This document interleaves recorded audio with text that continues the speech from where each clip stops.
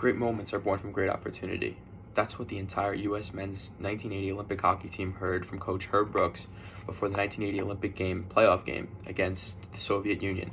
Known as the best team in the world at the time, the 1980 Soviet Union team was the heavy favorites over the U.S. men's hockey team, and this is the Miracle on Ice Olympics, and Herb Brooks gave his infamous miracle speech before this game, and I'm going to tell you a little bit about that.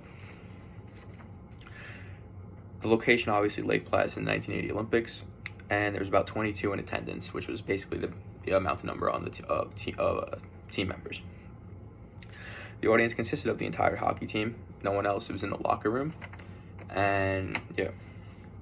So did I enjoy this speech? Yes, obviously, as a huge hockey fan, I really did enjoy this speech. I felt like, even to this day, before any of my baseball games or my brother's hockey games, teams always will listen to this, and it's had a huge lasting impact on sports. It's really one of those speeches that when you look up best speeches of all time, this is going to be one of those that come up.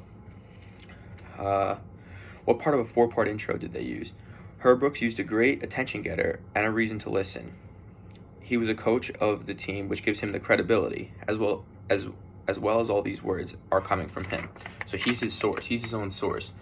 And obviously, it's not going to be like the true structure of like one of our type of speeches, but because it's more of like a motivational type speech. But if you look at it in the grand scheme of things, it did kind of follow certain aspects of what we use in the similarities.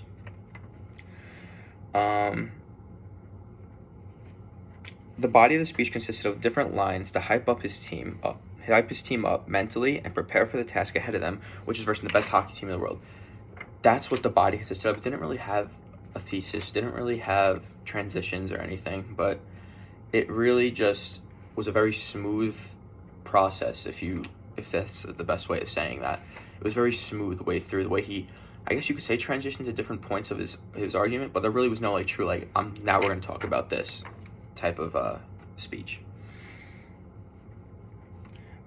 His physical presentation consisted of, he used all eye contact. Obviously, he's hyping up his team. He's walking around the locker room.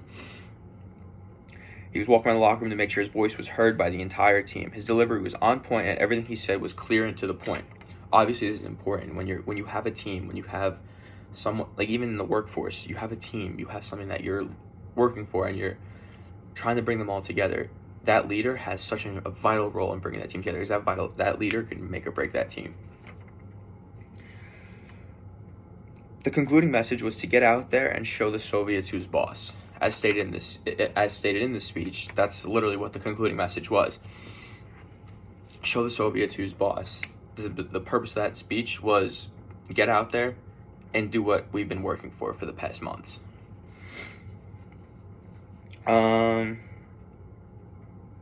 Message adapt for the audience. There was no true evidence used in this speech, as it was mostly a motivational speech, but he was Herb Brooks, and he was coach of the United States team, so he had all the credibility in the world for his players. His players heard this message loud and clear. He was Herb Brooks. He was the known coach that was supposed to take this team decently far, honestly, and that's what he did. He was, at the time, known as one of the best coaches in the world, and that's what he proved at the 1980 Olympics. To wrap things up, if I was Herb Brooks' coach, obviously he had one of the best speeches of all time, but if I were to help him a little bit out, as this is one of the most iconic speeches of all time, there really isn't much to fix. It doesn't really follow the guidelines we are using for, but in this context, I don't think it has to. Realistically, the only thing I could really say about this speech was, I guess follow more of a formal way of doing it, but I don't think it really needed that, and that's what really came through in his speech, as it obviously went down as one of the best speeches of all time. So in the end, that's what the 1980 Miracle on Ice speech all was about.